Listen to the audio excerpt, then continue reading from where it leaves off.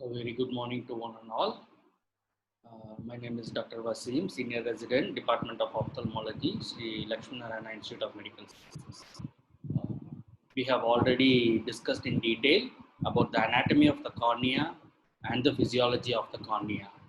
Now let us look into the pathological changes that can occur in a cornea with the inflammation of the cornea, that is keratitis. Okay. So what is keratitis? Keratitis is an inflammation of the cornea which is characterized by a corneal edema, a cellular infiltration, and a ciliary congestion. Okay. So it is defined as a complex vascular response that results in accumulation of cellular exudates. The inflammation which occurs in the cornea that can be broadly classified into two types, an ulcerative keratitis and a non-ulcerative keratitis.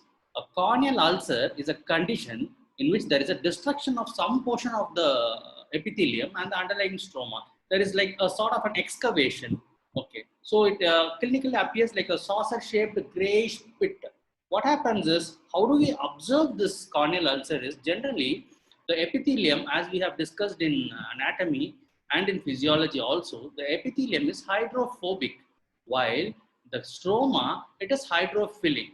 So when we apply a basic dye like fluorescein, what happens is when there is an epithelial defect, the place where the epithelial defect is present and the stroma is exposed, those places take up this fluorescein dye and they stain, which can be observed by a cobalt blue filter. When we observe it with a cobalt blue filter, it gives us a brilliant greenish color, which delineates the extent of the epithelial defect and the extent to which the stroma is damaged. So such a feature is seen in ulcerative keratitis.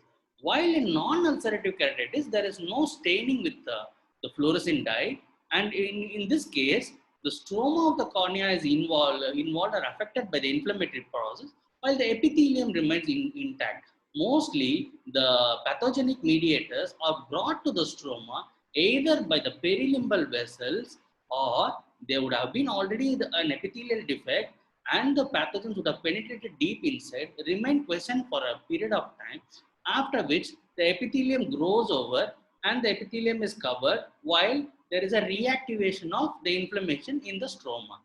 Okay, so let us see what happens to the cornea in an inflammatory process. So there is a damage to the corneal epithelium which introduces the microflora into the stroma. These microflora infect the keratin of the stroma, and a corneal inflammation is ensued. This corneal inflammation attracts neutrophils to the cornea. So there is an enzyme release, and there is an enzyme released by the neutrophils which exacerbate the inflammatory necrosis. There is a progressive inflammation which quickly leads to the perforation of the cornea. So there is a wound healing. When the wound heals, it leaves behind a scar. So what are the causes of this keratitis or the inflammation of the cornea? There could be a bacterial cause, a viral cause, or fungal materials. Mostly injury with vegetative matter causes this fungal corneal ulcer. Or sometimes there could be a parasitic infection, or sometimes a contact lens induced parasitic infection in case of improper maintenance of a contact lens wearing, or when there is a too long wearing of a contact lens, for example, more than 24 to 48 hours, when we continuously wear a contact lens, that might cause these pathogens to enter into the cornea, because there is a deficiency or there is a lack of tear film exchange from the cornea to the external environment. And also this contact lens block the supply of oxygen into the cornea. So the cornea is deprived of oxygen. When the cornea gets deprived of oxygen, there could be an inflammatory process. Okay, so there could be an injury or abrasion to the cornea whenever a foreign body or something falls on a dust particle, something falls, or when we scratch our eyes, for example, in case of any allergic condition, there could be an injury to the cornea, which might also create a nidus or create a pathway for this pathogens to enter into the cornea and the corneal structures, especially the stroma and the deeper layers. In rare cases, a deficiency of vitamin A could also cause an inflammation in the cornea. Okay. How do we classify the inflammation of the cornea? Generally, corneal ulcer, we have already discussed, are classified into ulcerative and non-ulcerative. The ulcerative corneal ulcers or ulcerative keratitis could be central or peripheral. In case of a central or a peripheral ulcer, they might be due to a bacterial, a fungal, a viral cause, or a neurotropic cause, or in case sometimes due to exposure keratopathy and nutritional deficiencies. Sometimes peripheral corneal ulcers can be due in the shape of a ring ulcer or a marginal catarrhal ulcer or a flecternal or keratoconjunctivitis, a marginal keratitic autoimmune disease, or a Moran's ulcer. In case of non-epithelial non-ulcerative keratitis, there could be an epithelial involvement, or there could be superficial punctate keratitis, or there could be a superficial limbic keratoconjunctivitis, a viral, and a stromal keratitis. Okay. Now, coming into detail, this ulcerative keratitis can sometimes be subclassified into infective and non-infective depending upon the etiology. The infective etiology, as we already discussed, could be a bacterial, a fungal, a viral, or an acanthamoepic keratitis. While the non-infective causes could be traumatic, exposure, nutritional, allergic, neurotropic, and degenerative causes. The deep keratitis, it could be interstitial, that is within the stroma, or deciform keratitis when it is in the deep stroma just before the descemet membrane, or a sclerosing keratitis where there is a melting away of cornea because of an antigen antibody deposition. Okay. Coming to the presentation of an ulcer, how does a corneal ulcer present? What are the signs and symptoms with which a corneal ulcer can present? A corneal ulcer most commonly presents with, as shown in this picture, redness, watering, discharge, and there could be matting of lashes. That is, the lashes stick to each other.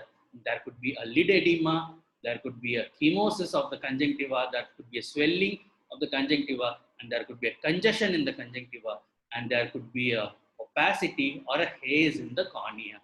Okay. What are the symptoms with which a corneal ulcer, a person with a corneal ulcer generally presents is, sometimes they complain of a gritty or a sand-like feeling, or some foreign body sensation in the eye.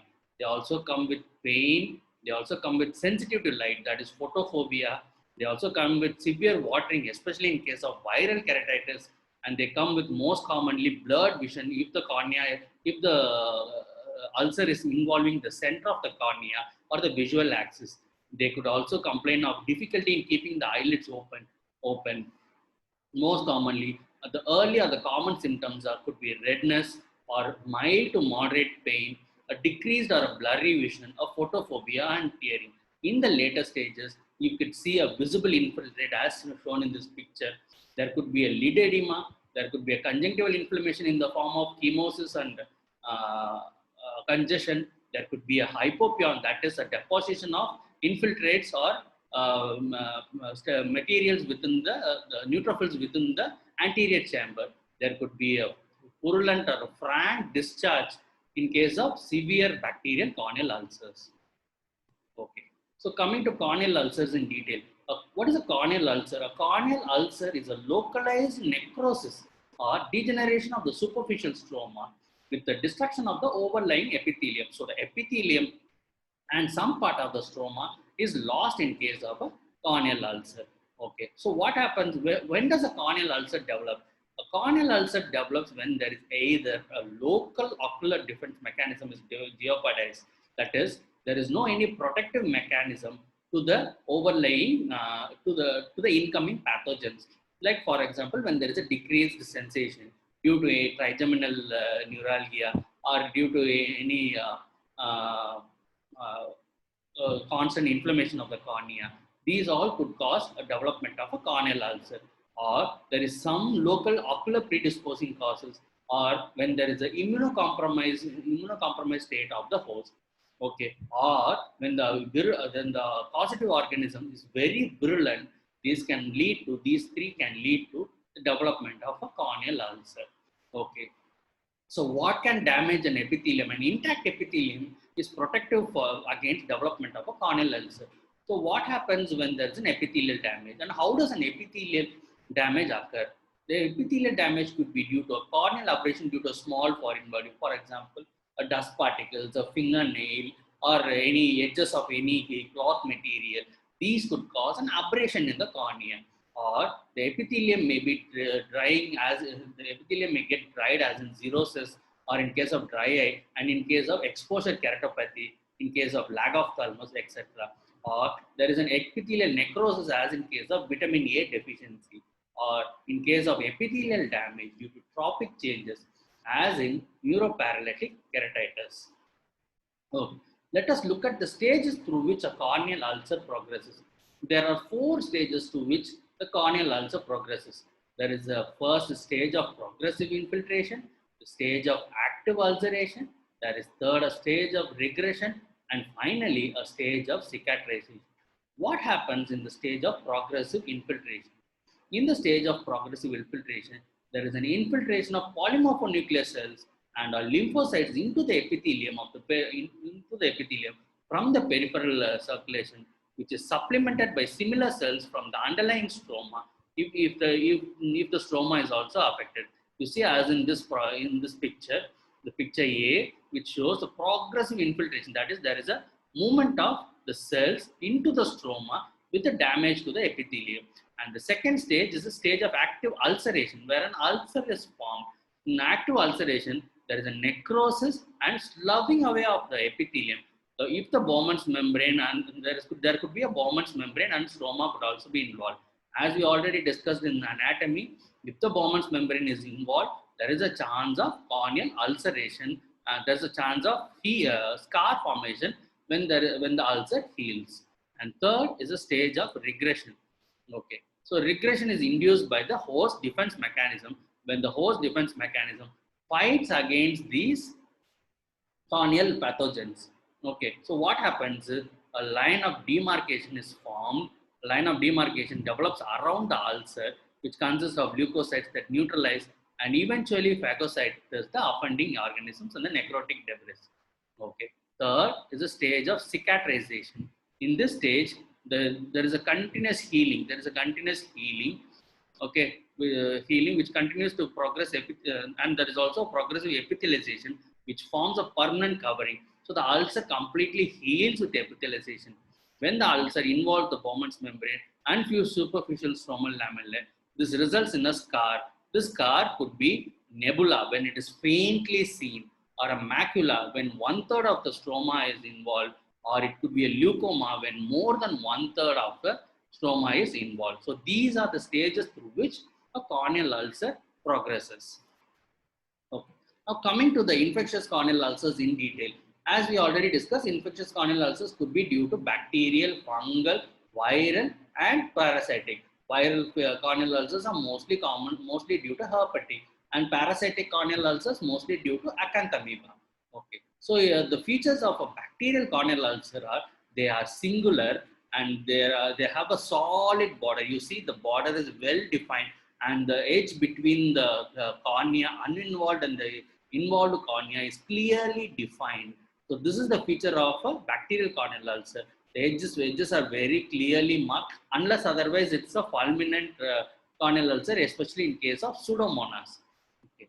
Coming to fungal corneal, and you can see that the hypopyon is also somewhat minimal, and it is streak shaped and linear. Coming to a fungal corneal ulcer, there are large hypopyon, and you could see the feathery or a fuzzy margin. The margins are irregular, hyphae, and feathery margins. Can you see the feathery margins of a fungal corneal ulcer? They are irregular. Compared to the solid and regular margins of a bacterial corneal ulcer, the margins of a fungal corneal ulcer can be irregular, hyphae, and there could not be any prominent differentiation between the clear cornea and the involved cornea. Okay. And apart from this, there could be satellite infiltrates like this. These satellite infiltrates are fungal hyphae which are migrated from the main ulcer and which are surrounded by the host immune cells like neutrophils. Coming to the third, the viral keratitis. Viral keratitis, especially herpetic keratitis, in the early stage, they have classic dendritic lesions which are most commonly picked up on fluorescein staining or double staining with the help of fluorescein and rose bengal, which can be picked up using a cobalt blue filter. And The parasitic ulcers, especially in case of acanthamoeba, they have a variety of infiltrates. They can mimic a bacterial corneal ulcer or a fungal corneal ulcer or a viral corneal ulcer. It is very difficult to differentiate between an acanthamoebic ulcer and any of the bacterial or fungal or viral corneal ulcer because they can mimic anything. Mostly they are ring-shaped ulcers, but they could be of any shape, and there could also be radial neuritis, perineural involvement, and the pain will be severe out of proportion to the extent of ulcer in case of a parasitic or acanthamoebic ulcer. Now coming to bacterial corneal ulcers in detail. Bacterial corneal ulcers are the most common form of keratitis, involving 90 to 90% of all corneal ulcers is due to bacterial corneal ulcers. They are rapidly progressive, that is, they progress and involve the entire cornea within 2 to 3 days. They are sight threatening if the visual axis is involved, and the most common pathogens are the streptococcal species, the Pseudomonas, the Staphylococcus, especially the atypical form of the Staphylococcus, the anaerobic bacteria, especially Mycobacterium species, and the risk factors or the factors which can lead to a bacterial corneal ulcer formation could be any refractive surgeries, especially in case of LASIK surgeries, or use of contact lenses. Contact lenses, if they are extended wear, that is when they are worn for more than 48 to 72 hours, or there is an improper hygiene, improper maintenance in the contact lenses, when the protein deposits on the contact lenses are not washed away properly, these all could lead to a bacterial corneal ulcer. And also sleeping over with the contact lenses, that is wearing the contact lens and sleeping, or in case of swimming with contact lenses, could lead to Pseudomonas bacterial corneal ulcers and also could lead to acanthamoebic corneal ulcers.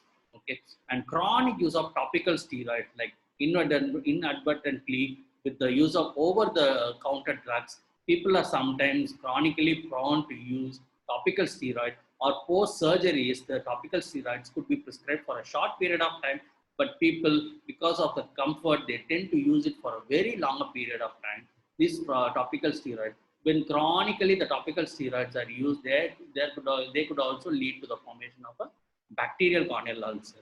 Apart from this, other causes of bacterial corneal ulcer or corneal injury, in case of an entropion, when the lids are inturned, there is a constant rubbing of the eyelashes and the eyelids over the cornea, leading to abrasion.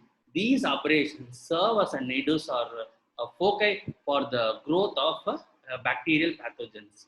And in case of a corneal chronic dry eye, when the cornea, the epithelium gets desiccated, the epithelium loses their junction, thereby exposing the stroma or the deeper layers of the cornea, which facilitates the easy penetration of these bacterial pathogens into the cornea. Now, coming to the symptoms of a bacterial corneal ulcer, the most common symptoms could be redness, changes in vision, that is a blurring, pain, photophobia. The cornea can be clear or can be hazy. Hypopia may be present or may not be present depending upon the pathogen involved. What are the complications of a bacterial corneal ulcer?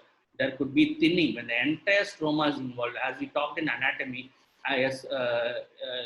except the Descemet's membrane, the entire stroma and the epithelium could be eaten away by the bacterial pathogens. Because the stroma is a tough layer, and it can swell in with the intraocular pressure, that is called a descemetocele.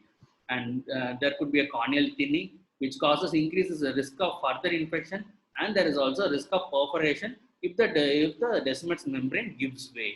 There could also be a complication of perforation with the corneal ulcer, an infection of the inner eye, that is the uvea, the retina, leading to endophthalmitis and panophthalmitis. If the ulcer is not taken care of, they can cause a permanent loss in vision if they form a scar. Even if they heal, they can leave a huge scar which might need a penetrating keratoplasty in the future. And they may also result in the loss of the entire eye. The eye might also become ptisical, and there could be also a atrophy of the globe. Okay. So how do we manage a bacterial corneal ulcer? What do we initially do is we scrape the corneal ulcer, we scrape from the bed and the edges of the ulcer, and we go for culture, staining and analysis of the ulcer. Okay. So culture is on blood agar and chocolate agar depending upon what type of pathogens we are looking for, either aerobic or anaerobic. Staining, we use gram staining, Giemsa staining, or other special stainings depending upon the condition. Okay. So how do we manage bacterial corneal ulcer? Depending upon what the culture shows and what the culture is sensitivity for, we can treat according to the culture sensitivity. But even before the culture sensitivity arrives, we can start the treatment of the bacterial corneal ulcer with a topical broad spectrum antibiotics, especially the fourth generation fluoroquinolones, like moxifloxacin, gatifloxacin, and levofloxacin. And also for gram-negative pathogens, we can use a combination of fortified cephalosporins and aminoglycosides. In case of bacterial corneal ulcer, depending upon the severity of the ulcer, there need to be a frequent administration. Or in case of ulcers which are involving the limbus or involving the whole cornea or involving more than 2/3 of the cornea, we might even advise the patient to apply for every hourly for the first 24 hours at least, to prevent further progression or perforation due to the corneal ulcer. Okay, so depending upon the improvement, we can advise the patient to reduce the application from every hourly to every 2 hourly while they are awake, with the improvement of signs and symptoms. And furthermore, keeping on observing at regular intervals, we can taper the application of topical antibiotics from every 2 hourly to 6 times, 4 times, 3, 2, and 1. Okay. So cycloplegics are needed to relieve pain. Cycloplegics, especially atropine, they also loosen the corneal lamellae, thereby increasing the penetration of this increasing the penetration of this uh, bactericidal antibiotics into the cornea, and they could be applied for 2 times to 4 times a day. Apart from cycloplegics, apart from atropine, other cycloplegics like cyclopentalate or cyclopentalate with a combination of phenylephrine is also used. Oral analgesics, especially paracetamol, is given for pain relief. In case of severe pain, topical NSAIDs could be tried, but topical NSAIDs are not as effective as cycloplegics in case of corneal ulcers. Okay. In case of severe thinning, especially in case of pulmonary infection like pseudomonas, we can start the patient on anticoagulants like doxycycline or acetylcysteine. Now, coming to the use of steroids. Steroids in bacterial corneal ulcer is controversial. Some may advocate the use of steroids, especially with the topical antibiotic cover after 24 to 48 hours. When the ulcer shows signs of healing, we can start on steroids. What is the need of steroids? Steroids decreases the inflammation. They minimize the scarring. They reduce the stromal necrosis. They delay the wound healing and the epithelium regrowth. There is also risk of increased perforation with the use of steroids. So what regimens? Dexamethasone 0.15% can be tried for every 2 hourly. Prednisolone 1% can be given for 4 times a day. Okay. So it should not be started unless there is signs of clinical improvement. If there is no signs of improvement or if there is signs of worsening, a steroid is definitely contraindicated even in a bacterial corneal ulcer. So apart from steroid, oral antibiotics are needed in case of juxtalimbal or perilimbal involvement of the corneal ulcer, or if there is a scleral involvement, or when there is a risk of perforation, or in case of atypical infections. And the most common regimens that are followed is again fluoroquinolones, cephalosporin aminoglycoside, or a macrolide combination. So this is how we go about managing a bacterial corneal ulcer. Now coming to fungal corneal ulcer. A fungal corneal ulcer is difficult to distinguish from a bacterial corneal ulcer based upon visual examination alone, because mostly bacterial corneal ulcer or sometimes fungal corneal ulcer early in the course of time can mimic each other. A bacterial corneal ulcer not always have a classical defined edges, or a fungal corneal ulcer does not always have a fuzzy edges.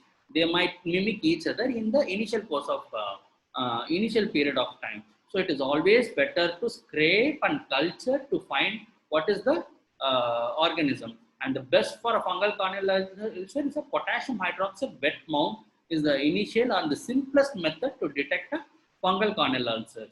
Okay. Now coming to for the classical fungal corneal ulcer, they may be more fuzzy or feathered margins. As you see, a feathered margins or a fuzzy appearing lesions. There may be an satellite lesions or a extra satellite lesions which are disconnected from the main corneal ulcer. They are more severe than a bacterial corneal ulcer, wherein the symptoms are more than the signs. The signs are more than the symptoms. Sorry, the signs are more than the symptoms, wherein the patient may not complain of severe pain like a bacterial corneal ulcer, but the ulcer might look very angry, very worse, and very bad in shape. Bad in shape. Okay. The fungal growth is slower but uninhibited by epithelial membranes. Even with an intact epithelial membrane, fungal ulcers can grow, unlike a bacterial corneal ulcer. There is often a delay in diagnosis of fungal corneal ulcers. The most common pathogens are Candida in the Western world, Aspergillus and Fusarium in the Indian subcontinent. Okay. So the risk factors for a fungal corneal ulcer are from ocular trauma, especially by a vegetative material, especially in case of agricultural workers and people who are animal herders. Okay. So in case of sand particles and other flying particles, especially in case of tropical climate, okay, people with immunodeficiency or chronically hospitalized people, they are most commonly infected with Candida. Okay. How do we manage a fungal corneal ulcer? As I told you, this fungal corneal ulcer is all we also do a scraping and culture. We scrape, and most commonly we use a KOH, potassium hydroxide wet mount, to detect a fungal corneal ulcer. Apart from this, the regular Gram and Giemsa staining and other chalcophore white and other staining methods can also be used for fungal corneal ulcers. Okay. So how do we manage a fungal corneal ulcers? Mostly topical antifungals are enough. The most commonly used is natamycin 5% is used. Apart from that, amphotericin B 0.15%, voriconazole can also be used as topical preparations. In case of severe fungal ulcers, we use oral antifungals in the form of fluconazole and ketoconazole. Okay, and cycloplegics to relieve pain, atropine or cyclopen depending on the need. And topical antibiotics are supplemented sometimes in case of mixed infection.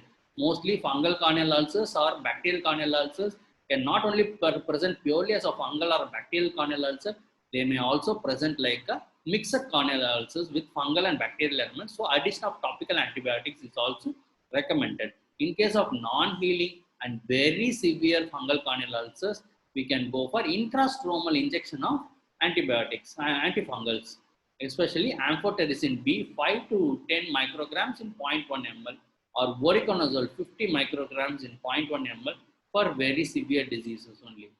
Okay. So intrastromal injections are very painful and there is a high risk of systemic absorption and toxicity. Okay. Now next, coming to viral keratitis.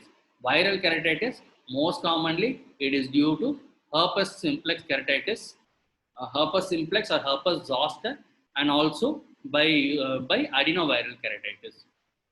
So coming to herpes keratitis, it is caused by herpes simplex type 1 virus. Okay. It is easily identified. In the earlier stages, a viral corneal ulcer can be easily identified by the classic dendritic pattern, but this may not be always present. But in the initial stages of a viral keratitis, this dendritic pattern can be easily observed. Okay. So it is herpes keratitis is the most common cause of infectious blindness in the world. It presents in exactly the same as bacterial keratitis, except that the characteristics. So that is what in the early stages, a bacterial ulcer, fungal ulcer, or viral corneal ulcers can mimic each other in the early stages. So it most often we are misguided, and the treatment may not be initiated at the right time. Okay, but treatment of a viral keratitis, if diagnosed early, carries a very good prognosis. And coming to adenoviral keratitis, the other form of keratitis, viral keratitis, this is caused by adenovirus. It mostly occurs after adenoviral conjunctivitis. there is an ocular reaction to adenovirus particle and small subepithelial infiltrates. As you could see here, the small subepithelial infiltrates could be present, and mostly it is a self-limiting disease. It does not require any treatment with any antiviral drugs, and mostly we can give supplementation with cold compress and copious amount of lubricant to wash away the viral load. This is more than enough for a adenoviral conjunctivitis. Unlike a herpes keratitis, which needs treatment with a topical antiviral ointment or drops. So the most coming to the management of viral keratitis, the most commonly used topical antivirals are ganciclovir. Acyclovir ointment is also available. Acyclovir, ganciclovir, and trifluridine. Trifluridine is mostly available in the Western world, while in Indian subcontinent we use acyclovir and ganciclovir eye ointment. Now coming to systemic antivirals, acyclovir or valacyclovir can be used. Apart from this, as we already mentioned, for pain relief, we use a cycloplegic, especially an atropine or a cyclopentolate. Unlike bacterial corneal ulcers, steroids should never be used in a viral corneal ulcers.